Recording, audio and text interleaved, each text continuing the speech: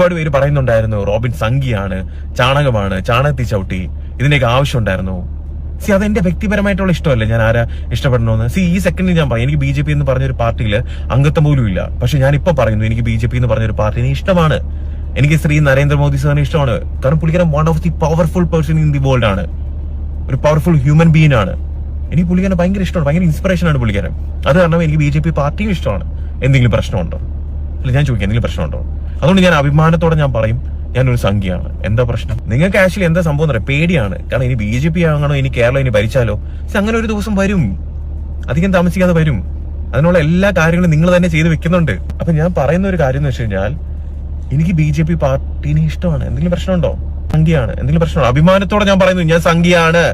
എനിക്ക് ശ്രീ നരേന്ദ്രമോദി സാറിനെ ഇഷ്ടമാണ്, എനിക്ക് അമിത്ഷാ സാറിനെ ഇഷ്ടമാണ്, എനിക്ക് ശ്രീ രാജീവ് ചന്ദ്രശേഖർ സാറിനെ ഇഷ്ടമാണ്, സുരേന്ദ്രൻ സാറിനെയും ഇഷ്ടമാണ്.